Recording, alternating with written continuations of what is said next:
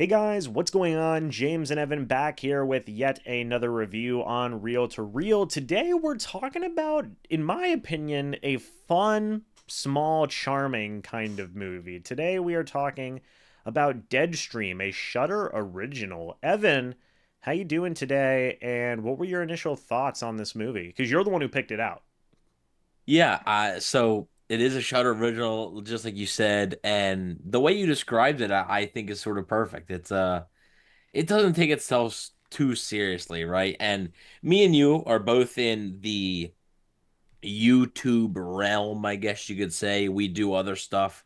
Um, not just this. So we're very familiar with a lot of the tropes and a lot of the sayings and a lot of stuff like that goes into a YouTube thing and a live stream and a chat and everything like that. So to watch this movie was pretty fun, and they did a good job with very limited resources, obviously limited budget. Really, only what two actors in this entire film for the most part, and they did a really good job. So I'm excited to get into this one.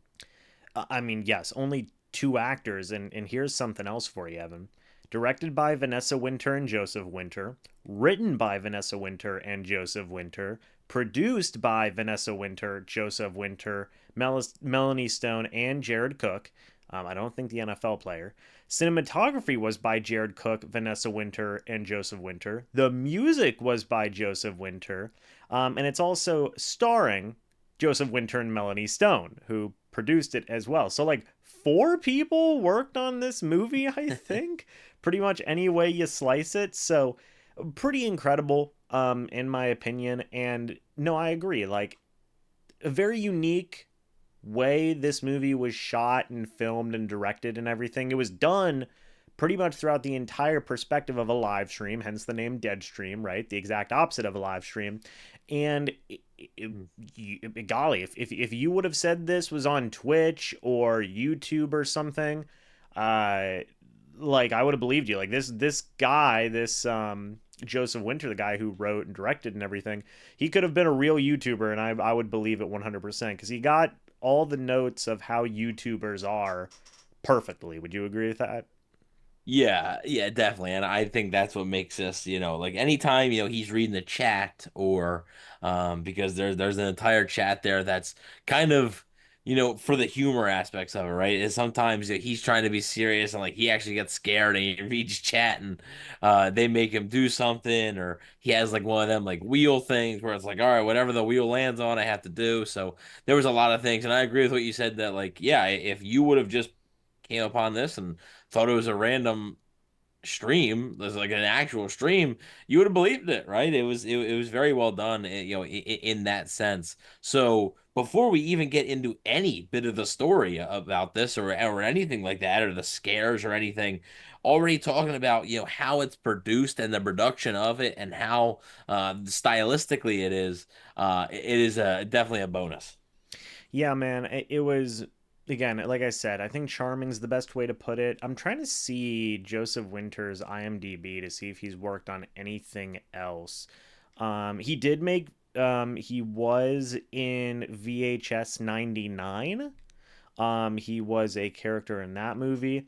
And he's just done a couple of other short works, but two movies that he has worked on or in, at least in terms of being an actor, was Deadstream and VHS 99, and he, of course, did everything in um, Deadstream as well. So, again, like shout out to Joseph Winter here. I hope he gets to do more. I hope like a company actually picks him up. He actually gets to work with a budget because he seems like a very creative type of guy, right? So he gets a lot of props for that. Um, man, and look, the story wasn't even crazy, right? Like, again, spoilers, but like YouTuber goes into a haunted house. It's haunted. Demonic shenanigans ensue, right? And that's something that we've seen. I mean, gosh, even here on the channel, we've seen it in so many movies. But I think that this type of movie goes to show that, like, you can tell a different story just with, like, filming and just with, like, different ways of filming and different ways of presenting a story, right? Even if it's the same story you've heard, like, 20 times, you can still present things in a different way, right? Right. And I think that's, pretty big. Like you said, there's nothing crazy, or like groundbreaking about the story, about the scares and stuff like that.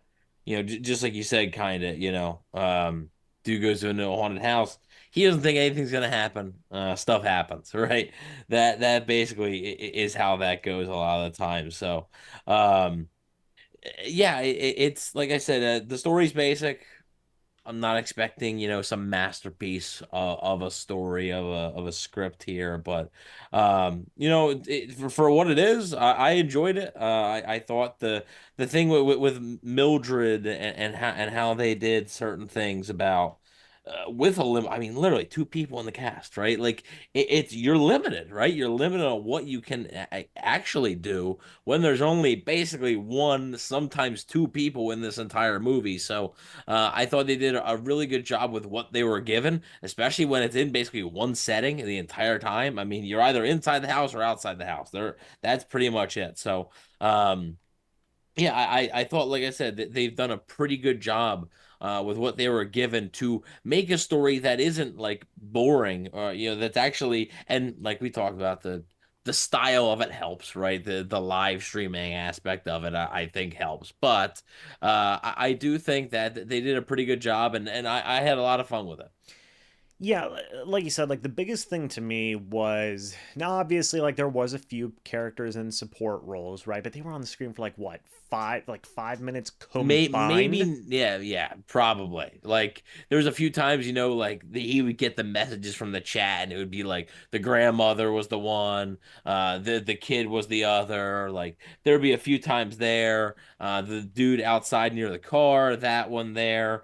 So, but other than that, like you said, maybe a combined 5 minutes. Like, and for the most part, even the actress who played Mildred.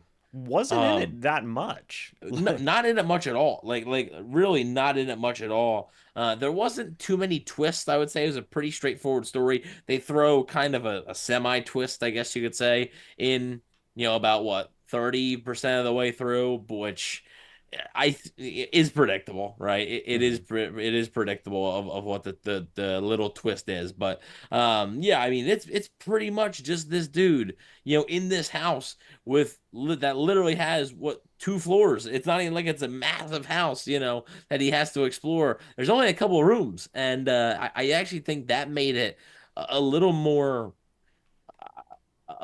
easy, I guess, to understand. Like, okay, like it's almost like you're in this house, like you know where everything is, right? That's a safe room, that's the bathroom, that's that room, there's downstairs, there's that. So I think the house being smaller actually made it a little bit better. But again, it makes it even more of a challenge when you have that such small setting with very little characters. And I thought they did a really good job. Yeah, Joseph Winter deserves a lot of credit for this. I remember whenever we first were talking about reviewing this movie afterwards, I was like, dude, that guy's a beast. He acted for what, 87 total minutes in this movie, just him. Like, and like obviously there was cuts and everything. If it was one continuous take, I'd be like, okay, shut up. Like that's ridiculous. But um no, I thought that again, Joseph Winter didn't look like it wasn't like the craziest acting in the world, but it wasn't bad. I don't think anybody like was horrible at acting in this movie. Like it was fine. Like it was again, it was good for what it was charming, It was charming. Yeah, Um yeah, it's definitely something that it doesn't take itself too seriously. It has some scares, all right. It's not like, I mean, I know we're talking about a horror movie here, and we're saying it's charming and it's funny and this and that. Um, it does have some scares. There is some gross visuals, I guess you could say, right? Some gorier visuals of some, not really blood or anything as much. There is a little bit of that, but some grotesque images, I guess you could say as well. So there is some scares for sure. The story definitely lends itself to being a little scary, but at the end of the day, I think it combines like a little bit of like humor into that story, and I just think it really works well. I agree, man. So what would you name this? What would you name this? What would you rate this out of? What did we do last time? 10? 10, yeah, we're doing 10. So Uh, this one, I would probably have to go. considering what it is, right? And I think we have to do that for every film, Yeah, right? Y- it's for what it is, right? Yes, yes. You can't compare this to other horror movies, and expect it. So even like the score, like it's gonna be different. If the score is the same for this movie versus another movie that somebody thinks is great, it's gonna be for different reasons, right? So I would probably honestly say 8 out of 10, maybe. I enjoyed it. I really did. I'd probably watch it again, which sometimes, a lot of times the horror movies, they can be tough to watch again sometimes because once you've seen it once, you're like, eh.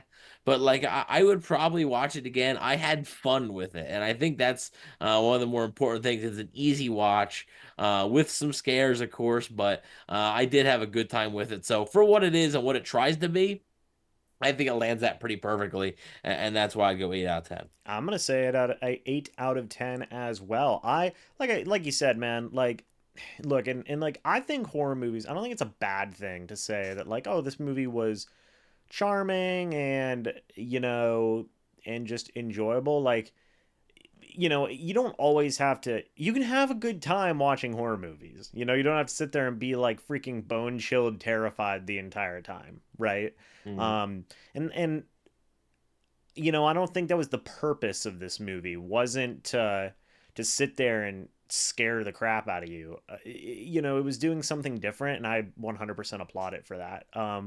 This was a good one from Shudder, man. Between this and Late Night with the Devil, they've had a couple of really interesting original movies, and I'm gonna be curious to see us review more Shudder original movies as they continue to come down the pipeline because The it's a lot. Cleansing Hour also, right? Well, yep, and was that a Shutter original as well? Yes, yeah, that was a Shudder original. Yeah, so I mean, like Shutter originals, it's cool because it's giving these again like people who haven't made any movies chances, giving them a platform to go out and do something that we probably wouldn't see under normal circumstances. Like we would probably never see these movies if Shudder didn't exist, right? So the Mhm. fact that we are able to go out there and see these movies and review them and have a good time, watching these movies has been a very pleasant surprise to me. Yeah, no, Shudder is starting to develop a pretty good track record, right? So, folks, I mean, we're not sponsored by Shudder, but if you don't have Shudder, I would recommend getting it, especially if you like horror. So, folks, let us know your thoughts and opinions about this movie down in the comments section below. We would love to hear it. We'll be back with more reviews here somewhere down the line. As always, my name is James, and Evan was joining me today, and as he always does. And as always, folks, we'll see you all in the next video or the next live stream. But until then, and as always, guys, goodbye for now, and see you soon.